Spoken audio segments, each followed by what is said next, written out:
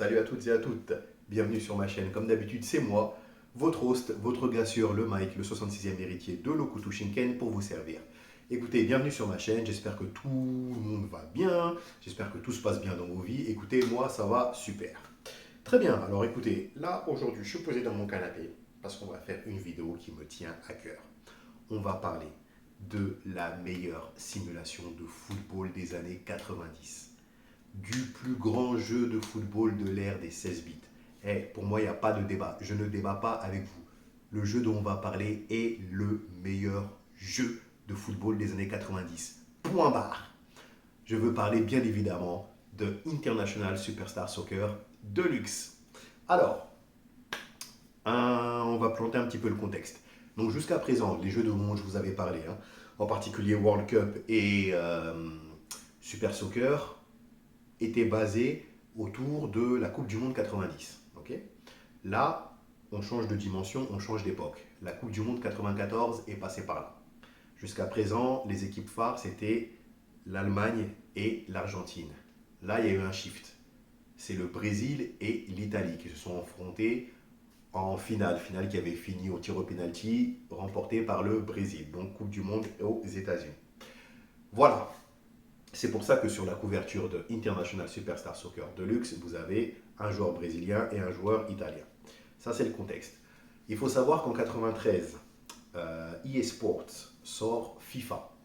FIFA sort, bon, écoutez, je n'étais pas plus fan que ça. J'avais un pote qui l'avait sur Mega Drive, donc j'avais testé chez lui. J'avais pas accroché plus que ça. Le jeu n'était pas dégueulasse, je vous mets quelques images, mais bon, sans plus. Konami frappe fort. Un an plus tard, en 94, eux, ils sortent International Superstar Soccer. Le premier. Dinguerie. Je vous mets les images, la comparaison avec FIFA, il n'y a pas match. International Superstar Soccer, pardon, dinguerie. Le jeu est meilleur, plus réaliste, bref. Et qu'est-ce qu'ils font? Alors, il faut savoir que, comme je vous dis souvent, les sorties étaient décalées à l'époque entre le Japon et l'Europe.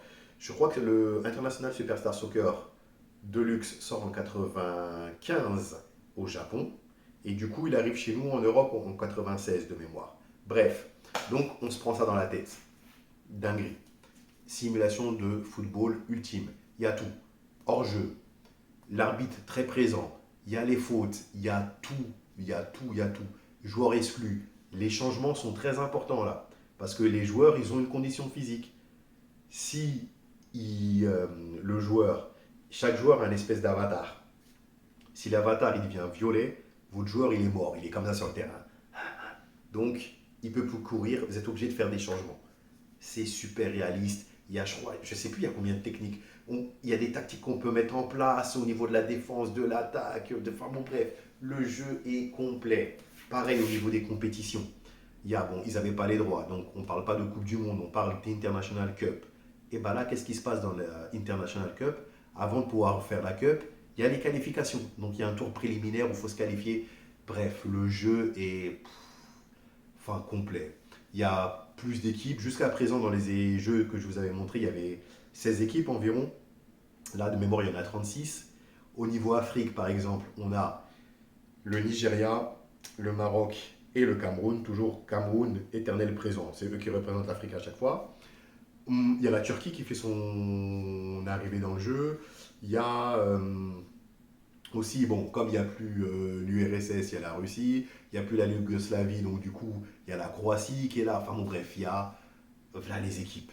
En plus de ça, il y avait ce qu'on appelait les équipes All-Star, mais il fallait faire un code pour les avoir. Donc c'était les meilleurs joueurs, par exemple, de la zone Euro, de la zone Afrique du Sud, Amérique du Sud, pardon. Et on avait une équipe de boss, quoi. Bref, voilà, ça c'est pour vous. Ce jeu est fou, quoi. Enfin, il y a juste à voir les images, vous voyez bien que on est passé dans une autre ère. Là. Il y a vraiment quelque chose de différent dans ce jeu. Donc voilà, ce qu'on va faire, c'est qu'on va faire une petite partie. Je vais vous montrer un petit peu les différents aspects du jeu pour que vous puissiez vous faire une idée et que pour que je puisse vous convertir à mon opinion qui est que ce jeu est le meilleur jeu de football des années 90. Pas de débat. Quoi d'autre? Oui, ils n'avaient pas le nom des joueurs. Enfin, ils n'avaient pas les droits pour le nom des joueurs. Donc du coup, On n'a pas les vrais noms des joueurs, mais on a le cara design. Par exemple, Roberto Baggio, le joueur italien, il a la queue de cheval et tout qu'on voit. Bon, le pauvre, alors lui, s'il avait pas raté son penalty en finale de la Coupe du Monde, on parlerait de lui d'une manière différente. Enfin bon, bref. Et puis, pour la petite histoire, à partir de ce jeu-là, je commence à apprendre l'équipe de France. Parce que là, on est en 96, on a l'Euro qui aura lieu en Angleterre. Et si vous voulez, l'équipe de France, elle commence à avoir l'ossature de l'équipe de France qui va gagner la Coupe du Monde 2 heures plus tard. Donc on a déjà Zidane dans l'équipe de France, on a Thuram, on a De Sailly, il y a Deschamps, il y a Laurent Blanc, etc., etc. Donc si vous voulez, on est en train de poser les bases de ce qui va être l'équipe championne du monde. Voilà pour la petite présentation. Alors avec mon frère Buffon, on a passé des heures à ce jeu-là, mais qu'est-ce qu'on s'est mis. Ah là là. Ça me rappelle des trop bonnes années.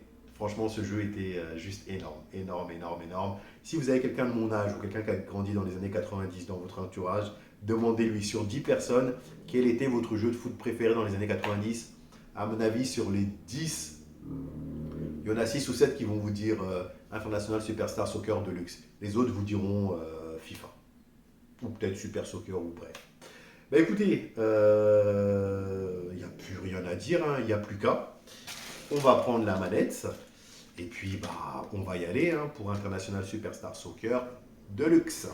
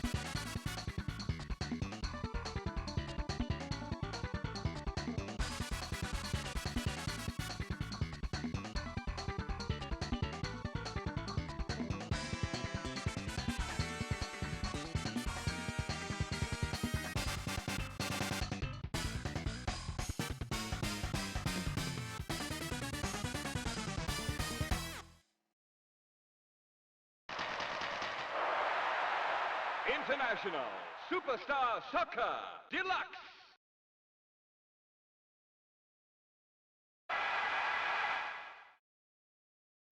Donc voilà, c'était la présentation du jeu International Superstar Soccer Deluxe. Donc ça, c'est le menu avec les différents modes de jeu. Je crois que je vais commencer par le mode penalty pour vous montrer un petit peu l'évolution.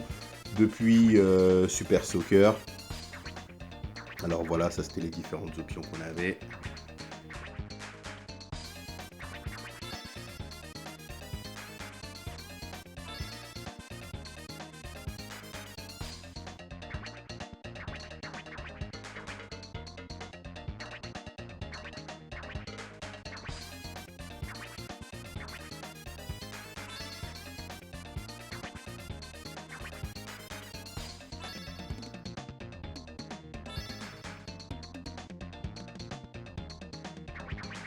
Alors là, vous pouvez voir le fameux écran avec les avatars dont je vous parlais, hein.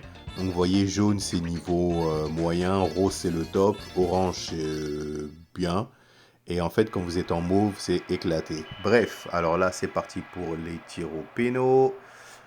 Alors, je vais tirer au moins. On va tenter une panenka. Ah putain, je tirais, je fais n'importe quoi. Bon, c'est pas grave. Voyons voir les Allemands. Je vais essayer de la stopper. Yes, il a voulu me faire une panenka, je l'ai bloqué. Allez, c'est parti, on relance le bail. À mon tour. Tac. Aïe, aïe, aïe, j'ai voulu refaire une panenka. Le mec, il a pas bougé. Ah, c'est chaud.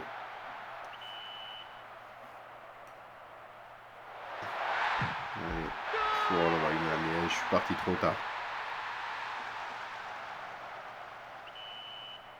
But funeste celui-ci. Bon. Oh là là là là. Et je fais n'importe quoi. Là. Lui, il va me la mettre. Tu le sens, les Allemands, eux, ils jouent pas. Ah, j'ai même pas bougé. Non, c'est pas fini. Il y a encore une chance. Allez, allez, allez, allez, allez, allez, allez. Faut que je la mette celle-là. Ouais. Ah, mais là, c'est mort, même. S'il la met, celle-là, c'est fini. Ah. Aïe, aïe, aïe, aïe, aïe. Bon, on a perdu la séance au penalty.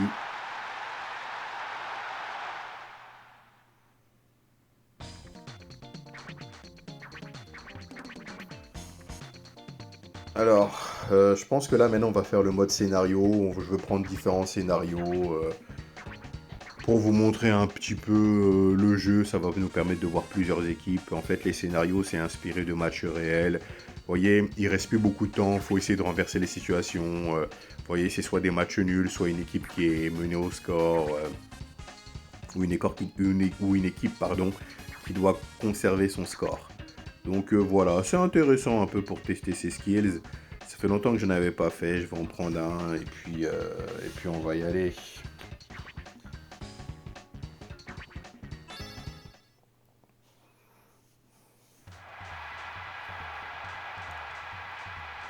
Donc, Allemagne-Italie, c'est parti. Ah, je l'ai mal tiré là. Ouais, bon, c'est pas grave, allez, hop. Je vais essayer de reprendre le ballon. Great tackle. Boum, ça y est, je l'ai pris. Allez, on repart contre-attaque. Faudra que je vous montre aussi un écran, on pouvait choisir la stratégie dans le match. Enfin, ce jeu était fou. Allez, je vais essayer de tirer. Ah non, je fais n'importe quoi. Je fais un drop de rugby là.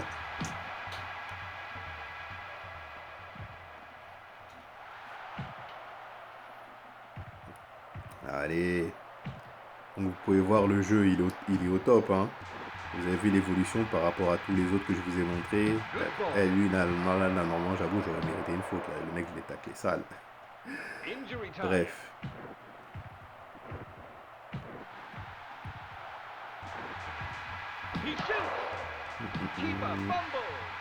Non, il va me la mettre. Non.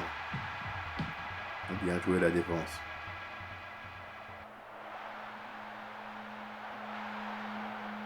Down the way.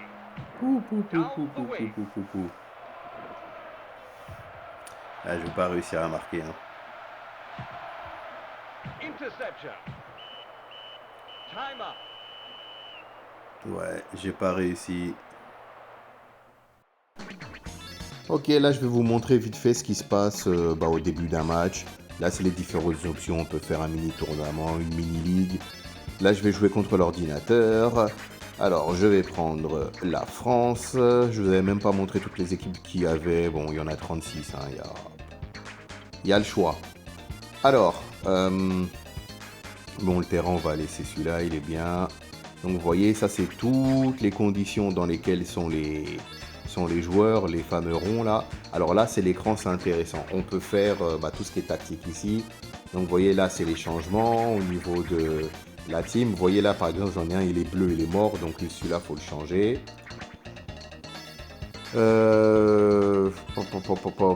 Attendez, c'est pas dans cet écran là, c'est ici. C'est là que je vais pouvoir faire le changement. Voilà. On va le changer parce que là, si vous le laissez comme ça sur le terrain, il court plus, il est mort, il est essoufflé.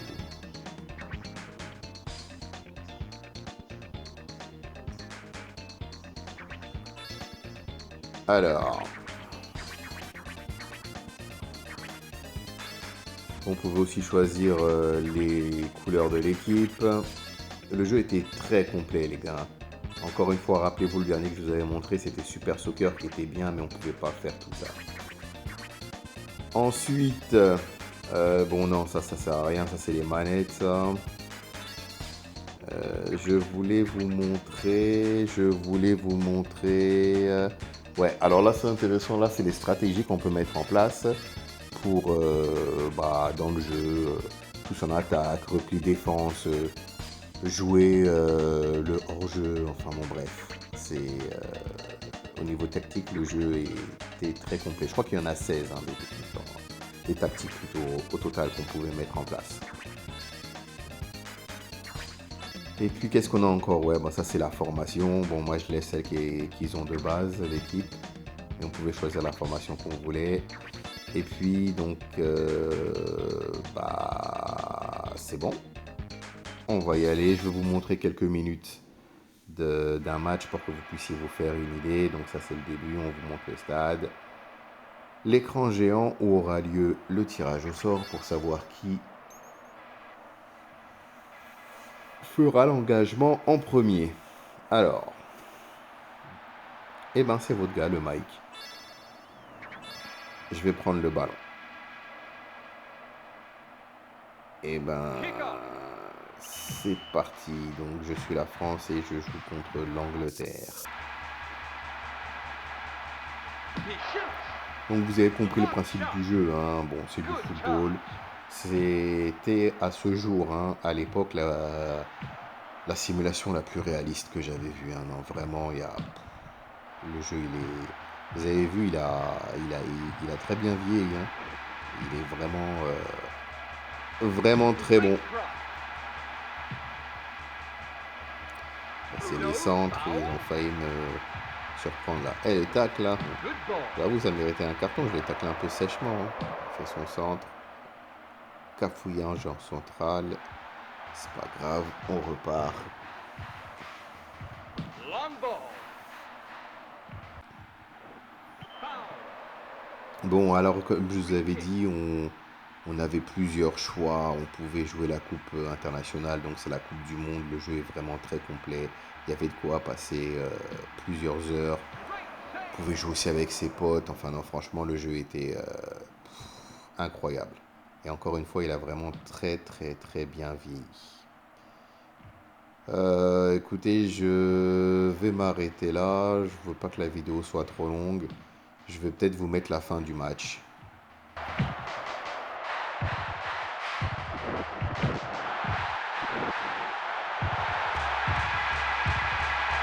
Good ball. Good header. Blocked shot.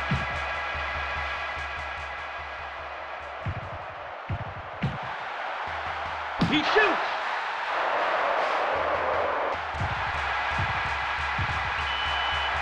Half time.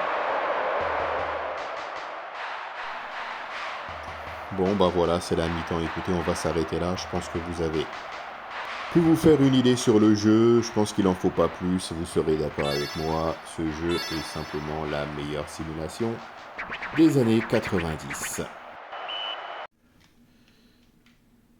Et voilà pour International Superstar Soccer Deluxe.